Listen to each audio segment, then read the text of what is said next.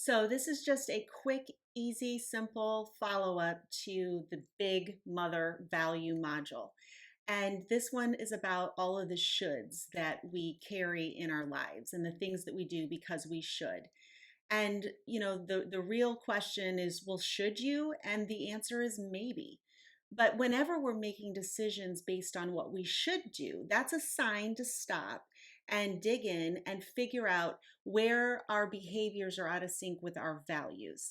And sometimes it's because our value is wrong, and sometimes indeed it is because our behavior is not serving us. But either way, trying to live up to somebody else's standards for what you should be doing or what how you should be or how you should feel is a dishonor to who you are and what you need.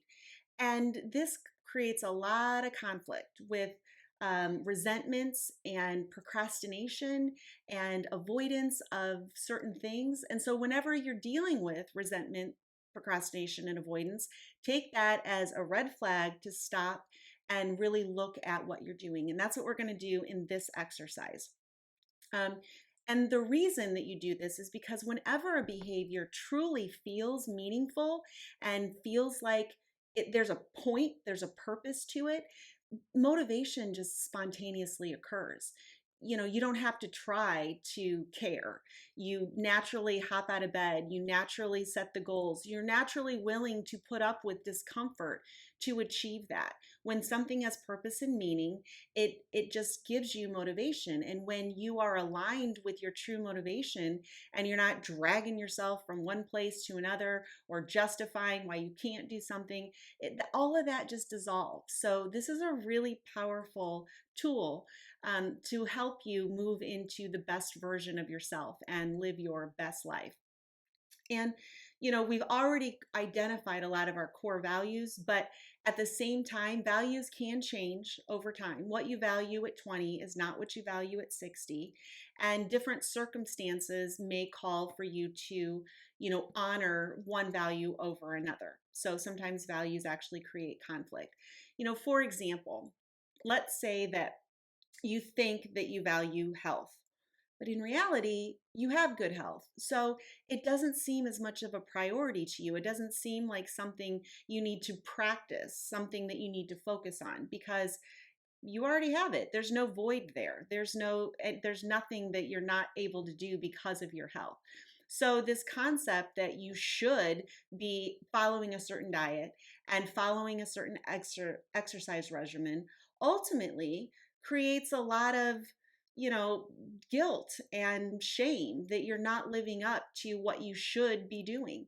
When in fact, what would life be like if instead of choosing your behaviors and your goals based on what you should be doing, what somebody else tells you is right and wrong, what if you could trust yourself to know what you need in any given moment? What if you were present? And so if you do value your health, and or excuse me, if you're not really paying attention to your health and then suddenly health becomes an issue, well, then you'll naturally prioritize it and you won't have to rely on, beating yourself down, stepping on the scale every day and, feeling bad that you decided a bowl of ice cream was in your best interest. You wouldn't have, if you're going to eat the ice cream, eat the damn ice cream. Don't eat it with a side of guilt. Like, that's no fun. There's no way to live. And I'm not promoting ice cream. But what I'm saying is, if suddenly you believe that eating more vegetables is going to help your digestive system and you're sick of not pooping, then the motivation to engage in healthy eating is a lot higher because it becomes valuable to you, because you're going to get something out of it and it's going to allow you to achieve other goals and keep moving in your life.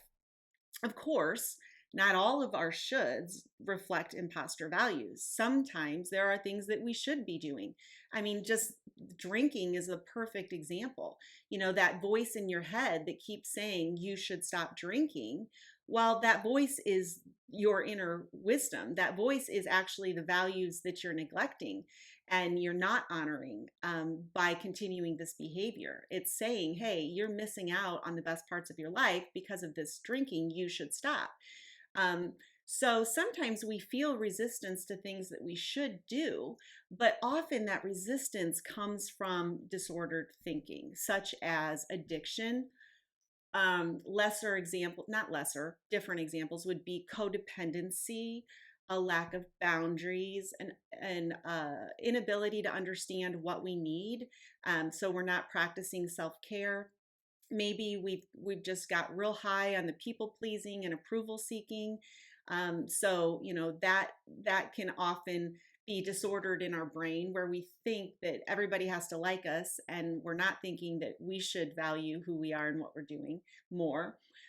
Sometimes it's the result of brainwashing, a political, religious value that isn't serving you, some sort of traditional sense, that's been passed down from generations, that women shouldn't work or women should always make dinner, all of those things. So you should get your ass into the kitchen.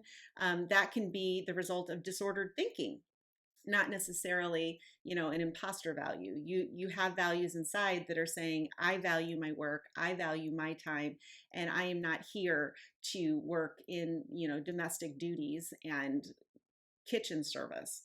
Reality, you need to set some new boundaries and address your codependent behaviors. Other disordered thinkings are simply just being out of touch with our values. Our lives kind of lack purpose and meaning, and we're just going through the motion. So, a very important question to ask yourself is, how do you tell the difference between an imposter value and a legitimate should? And it's pretty simple. If the behavior is an expectation or an ideal, it's probably an imposter value. So if you're feeling like you should do something, ask yourself if you're trying to live up to some sort of standard that's been externally created. And then if the behavior is harmful or counterproductive, beyond the drinking example, just the cooking example, feeling like this is something I've dealt with, where I feel like even though I'm working 12 hours a day, it's my responsibility to make dinner so that when my husband comes home from his 10-hour day, I've got dinner on the table. And so that is a benign example of something that's counterproductive. But the resentment I felt about making dinner all the time was the red flag. I should be making dinner. No, I should be thinking about, what truly is fair and what kind of balance I need in my relationship that serves me now, and, is not a reflection of me being a stay-at-home mom with 4 + 3, 7 total kids. So anyway, if the behavioral is harmful or counterproductive, then that's likely the result of a disordered thinking pattern. So in this exercise, you're going to collect as many shoulds in your life as you can. And it's real simple. So you can do this, but then you'll take the thought process with you. You don't have to write everything down. We'll start with 4, 5, or 6. But I do want you to make sure that when you collect your shoulds, if you have competing shoulds, I should call my mother-in-law, I should not call my mother-in-law, that you write both of those down so that you can determine maybe one is an imposter value, but then one also might be some disordered thinking and invite you into better boundaries and codependent, breaking some of those ties. So in the chart that you'll look at, you'll identify your shoulds, and again, identify both sides if you got two shoulds that are competing.